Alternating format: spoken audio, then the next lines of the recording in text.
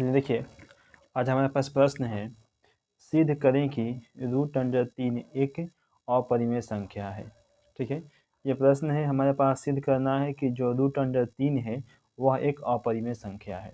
ठीक है, देखिए अगर आप √3 यानी किसी भी एक संख्या √3 को अगर आप सीख लेते हैं तो आप √5 भी बना लेंगे, √7 भी बना लेंगे, ठीक है, और √2 भी बना लेंगे, यानी कि आपसे सभी के सभी प्रश्न बन जाएगा।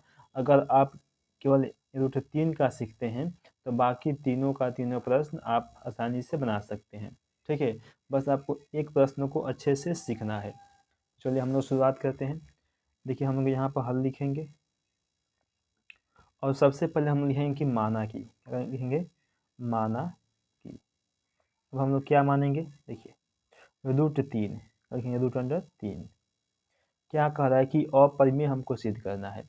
ये अपरिमेय कह रहा है ना, तो हम लोग लिखेंगे कि माना कि √3 एक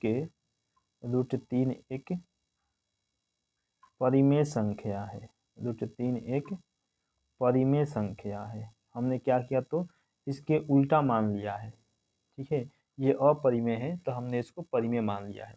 हमको अपरिमेय सिद्ध करना है तो हमने परिमेय माना है, उल्टा माना है। ठीक है, देखिए अगर √3 परिमेय संख्या है तो वो क्या होगा आपका P/Q के रूप का होगा, जहाँ पर Q is not equal to 0, यानी कि Q का मान 0 के बराबर नहीं हो सकता है। ठीक है, अब देखिए अब हम लोग क्या करेंगे, दोनों तरफ हम लोग वर्ग करेंगे। लिखेंगे कि दोनों तरफ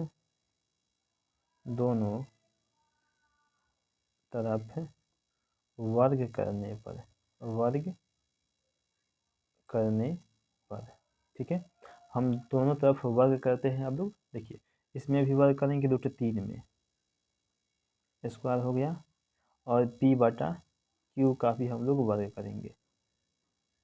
देखिए ठीक है, अब देखिए ये स्क्वायर से रूट कट जाएगा, स्क्वायर से रूट कट जाएगा तो बचेगा हमारे पास 3, और यहाँ बच गया P आ जाएगा, P का स्क्वायर, और यहाँ पर हो जाएगा Q, हो जाएगा Q का स्क्वायर।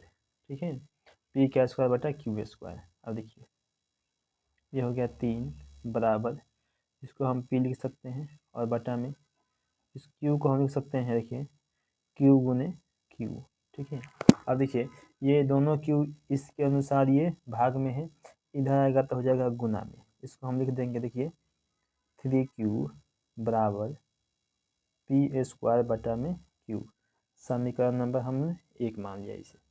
अब देखिए अब हम लोग क्या करेंगे, ये देखिए ये जो है हमारा दायां पक्ष है और ये वाला हमारा बायां पक्ष है। अब देखिए ये जो दायां वाला पक्ष है ये बटा में है और ये पूर्णांक में है, यानी कि ये भिन्न में है और ये पूर्णांक में है। तो बताइए क्या ये इसके बराबर कभी हो सकता है? कभी भी नहीं हो सकता है। ये जो भिन्न है वह पूर्णांक के बराबर कभी नहीं हो सकता है, और जो पूर्णांक है वह भिन्न के बराबर कभी नहीं हो सकता है। ठीक है, चाहे कितना से भी गुना कर ले, भाग कर ले, जोड़ कर ले, घटाव कर ले, कुछ भी करेंगे तो ये दोनों आपस में बराबर नहीं होगा। ठीक है, तो देखिए हम लोग लिखेंगे कि समीकरण एक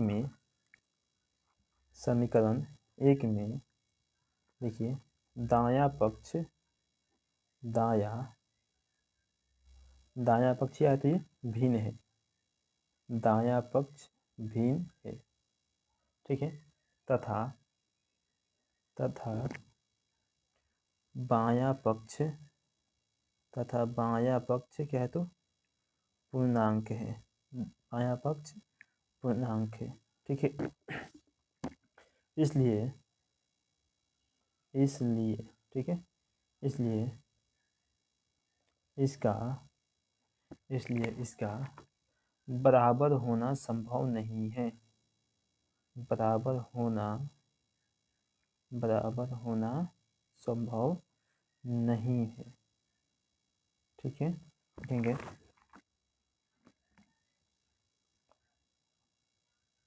अतः हमारा मानना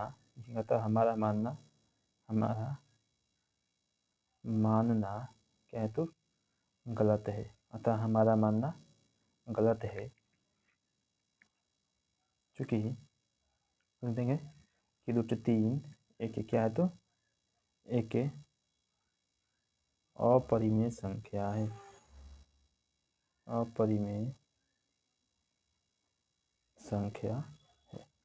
ठीक है, देखिए, चलिए आपको समझ में आया होगा। तो प्लीज़ आप लोगों से रिक्वेस्ट है, आप लोग मेरे चैनल को सब्सक्राइब जरूर करेंगे। ठीक है, और एक लाइक आपको ज़रूर करना है, और साथ ही साथ एक प्यारा सा कमेंट भी आपको करना है। ठीक है, चलिए।